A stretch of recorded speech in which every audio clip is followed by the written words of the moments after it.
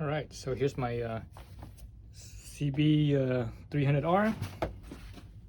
I'm actually gonna check the valves. So there's my top end, valve cover taken off. I'm at top dead center. And how do I know I'm at top dead center? I put in a, basically I have a little socket extension. Put it in here, like so. Down here on the engine side case here, took off the covers here. These two covers here. And I'm spinning this right here. This is a 17mm bolt, crank bolt right here. I'm spinning this, and I'm looking in here.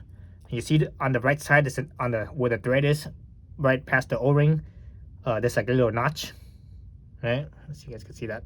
So that little notch right past the O-ring, and I line that up with. So that's your marker. So you line it up with the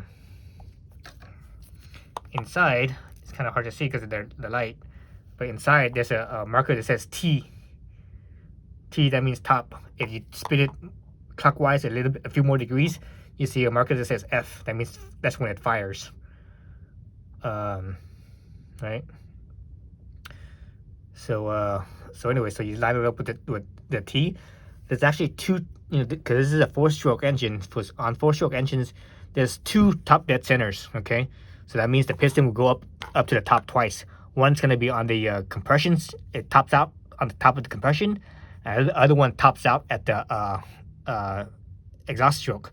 So you want it to be at the top of the compression stroke, not the exhaust stroke. Okay, and how you can tell by that is you go back down, back to the head here, and you look at the cams. Look at the lobe on the cam. Here's the lobe on one end right here, and the lobe is on the other end. So basically, the lobe is facing away from the roller, from the roller arm, the roller rocker. Okay. So if it's not facing away, it's facing towards it. It doesn't have to be like right on it, but facing more towards it instead of versus being away. That means you're at the top of the exhaust stroke, not the top of the compression stroke. And also, I put this little extension here. That way, when I'm turning that thing, I can see it going up to the top. When it just gets about to the top, I go to that top dead center marker, and I look for that because when you're looking at that hole down here, you're looking at this hole down here to look for the top dead mark. It's kind of hard to see because it's only one smaller window. It's easy to pass it. So the easiest way is to look at this. Put that extension in here and see it coming up. That means you're at pretty much the top. So right.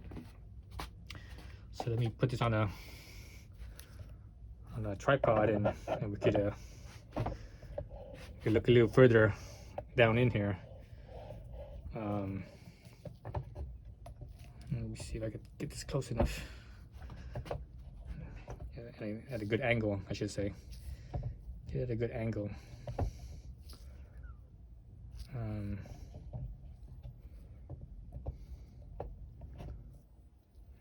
so I'm not sure if that's a good angle or not. But anyways, so the spec for this, so this side's the intake and that side's the exhaust. So the spec for this, according to the service manual, Honda service manual, is the intake side is 6,000, give or take 1,000, and exhaust side is 11,000, give or take 1,000. So here I have my let's see, where's my feeler gauge? So here I have my my 6,000 feeler gauge. So you guys can see that. See, that says 6,000, 0.006. So I'm gonna slide it underneath where the oops, wrong spot. Where the top of the so this type of valve here is this type of valve is a roller rocker arm valve, but you see that it's a shim. Actually, this is actually not a shim bucket type because it has a roller rocker arm. So this is a shim roller rocker arm type. So what you do is you slide the feeler gauge between the rocker arm and the shim, right, and like so. And if it's proper, it should slide in and out pretty smoothly, and there's no tightness. There's no if you put it in there and it's kind of tight, and you're trying to move it and it's jerky, and because the tightness, instead of moving in and out smoothly like so, it's like jerk, you know, it's like jerk in, jerk out. That means it's too tight. So again, this is a 6,000. I need to measure the intake side. So I was showing you the exhaust side because from your angle you can't see the intake side. So here I'm sliding it in. I'm putting it in a way that, so let's say the roller rocker arms right here, and this is the shim. So they're pretty much, you know, they're more or less parallel with each other. I mean, they're not fully, because it's not a straight edge. You know, they're both, or the shim is straight, but the cam, not the cam, the rocker arm portion of it, it has a slight curve. So it's just let's say it's slightly curved out, like, you know, see my fingers kind of curving up, or bowing down, I should say, curving up, bowing down. So when you put your feeler gauge in there, you have to make sure that the feeler gauge is as parallel to the two as possible. So if you go in at an angle, it will be tight. It'll be tight and jerky. So you have to angle it so that way it goes in as straight as possible, as parallel as possible. Okay. So that's why I had to position this feeler gauge in a way where I can actually do that. And now I'm feeling this. It feels all right. Earlier I had gone like this, and it was feeling tight because when I do this, the shim, the feeler gauge is actually not going straight in. It's actually going at an angle. So when it's going in at an angle like this, it's being caught at the edge right here, right here. So it feels like it's tight, but it's actually, see, if I go like this, it feels like it's tight because it's jerky, but it's actually not. But now I put it down like this, where there's no other interference, where the angle is just right and goes straight in. I'm running it across, and it actually feels a tad bit loose. All right, so that's the 6,000. So you do with both sides. So let me just stay on this one side so you guys could kind of see. So this one is the 7,000, so 1,000 thicker. So remember that the spec is give or take 1,000, right? So 7,000. Let's see how the 7,000 feels. So I get it in at the proper angle. Okay, so the 7,000s. Let's see. Okay, so there's 7,000. There's actually resistance, and it has that jerkiness. Whereas it's not going in like smoothly. It's like kind of a jerkiness, a resistance to it. So I'm sliding it in and out, sliding it around. So that tells me that's a little bit on the tight side. So that means this intake valve on this clutch side is good. So I don't need to do nothing with that. That side, I can leave that side alone. Let's go to the other side now. All right. Go to the other side, do the same thing. Put it in. Make sure I have at an angle where it's basically parallel and there's nothing interfering with it. And sometimes it's hard because your angle and you don't have that much room to work, and the angles might be slightly off. So you actually have to kind of move the piece around. So sometimes it's in like so, and it's not just this angle here like that. It's also this this twisting angle too.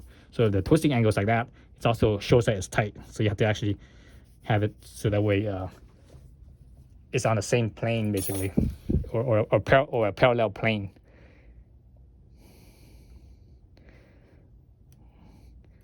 So this one feels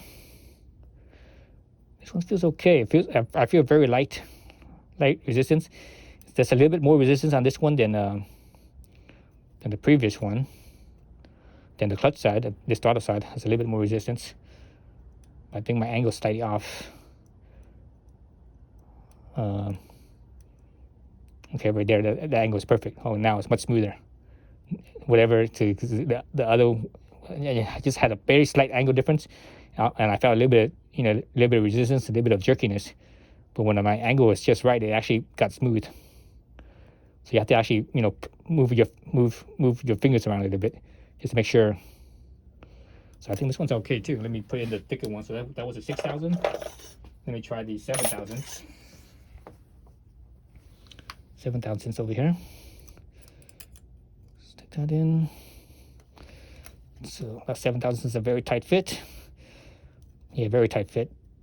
It does go in, but I have to kind of force it in a little bit. So that tells me it's too tight. All right, so the 6,000 was good. I'm gonna call the intake side good. So now I'm gonna do the same thing with the exhaust side. So the exhaust side is 11,000, give or take one. So I'm gonna try the 11 first. So 11 is thicker, so that it has less room to flex. So if you're really off, your parallelness is really off, it'll show that it's really tight. So this one I can't even stick this in. Oh man, that's tight, very tight. Let's see. Oh yeah, that's way tight. Oh shoot, I can't get it out now. I forced it in and I can't get it out. I'm trying to level it as best I could to make it parallel, and it's still too tight. Okay, use two hands here. Oof. Okay, so that clutch side is definitely too tight there. Let's try this side. Throttle side. Okay, force it in. When you force it in like that, you're basically kind of pushing down on the spring. Is what that is. And now the spring pressure is pushing on it, and so it's clamping down on it is what is happening. So that is also too tight as well. Okay, so this is the clutch side. Excuse me, the exhaust side is definitely too tight then. So that was the 11,000. Let's see how tight it actually is. So I have some more. Let me put in some thinner ones and see how tight it is. So that was 11,000. It definitely felt too tight. Let me try a 9,000. Well, actually, let me try a 10,000. Remember, it's give or take 1,000, right? So let me try a 10 and see how that feels. Judging by how tight the 11 was, I think the 10 would be tight as well. Yeah, 10 is tight as well. 10 is tight on that side.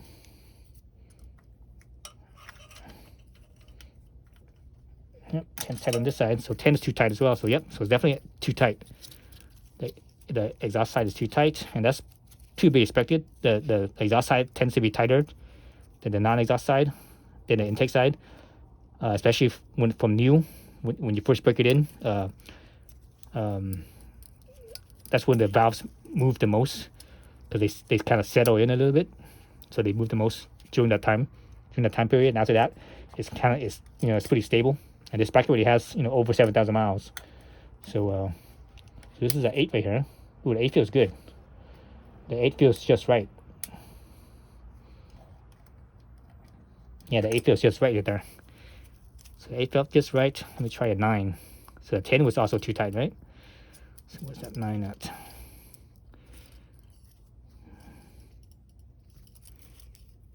There's a 9. So the 8 felt really good. Let me see if the 9 is too tight or not. The 9 fits. The 9 fits. But let's see how tight or smooth it is. The 9 might be slightly on the tight side. Man, it's kind of hard to. Let me take this off. It's kind of hard to feel with it, with the weight of this putting load on the feeler, and it causes the feeler to bend and not be in the proper plane. Let me take these off. The 8 and 9 off.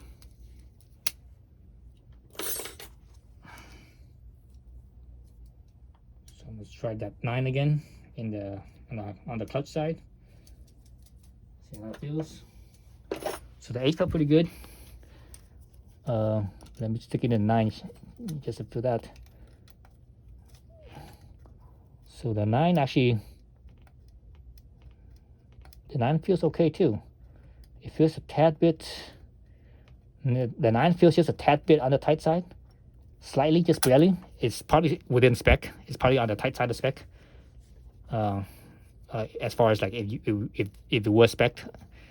So that means the 8 is good. So that means let me double check the 8 again with it off that whole pack, so that way there's no resistance from the pack throwing off my feel. So yeah, so the 8's not loose at all. It just feels just right. It's just very low. It's a very light drag, very low light drag. Yeah, so the 8 feels right. It feels how it should be. So that means if this was supposed to be 11 and the 8, that means what? 11, 8, 9, 10, 11. So it's 3 thousandths too tight on the clutch side. So it's 3 thousandths too tight. So later on when I take this, to take this off, you actually have to take the top clamp here off to lift this up to be able to get the cam off to replace that shim. So I have to. So when I replace that shim, there's a number on the shim that tells you how thick it is. You have to go 3 thousandths thicker, right? Because the 8 fit good. So let's try this on the throttle side. Oh, the throttle side feels slightly loose. It's very low, almost no drag. So that might be on the loose side. Let's try that with a 9,000. Let's see, 9,000. Okay, well, maybe it was a 8 was also good there. This one's, the drag feels like it's a little bit too much. Let me change the angle too. The angle of this to make sure that it's on the same plane, right? So on the other side of the bike here. It's kind of awkward. I'm right-handed, not left-handed, so using my left hand kind of feels kind of awkward. So this one feels also slightly a little bit on the tight side. So I think this one's was also a 8,000 felt okay too. Yeah, this one has a little bit of jerkiness, slight, light jerkiness. So I would say it's a little bit on the tight side as well. So the thing with the exhaust valve is that they tend to tighten over time, not loosen. So I'm gonna go with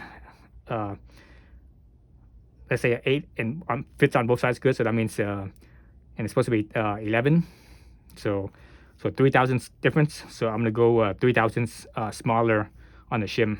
So later on, I'm gonna take off these two and see what size the shim is. For both of them, I'm gonna go 3 thousandths thinner, and it should be good there. This side I don't have to worry about it. I can just leave it alone. Okay, so that's how you check the valves on the 300 engine, or this type of engine, or actually any engine. Really, you just slide the feeler gauge in there. So now it's just a matter of taking the bar on this side off that holds the cam, and this side off. So there's 4 bolts on this side and 4 bolts on this side. And I also well, actually I don't think I need to take this one off, because these two covers the timing chain. So I'm not sure if I need to take these 2 off or not. I don't think I do. I should just to make sure everything's right. All right, so I'm gonna do that on the next video.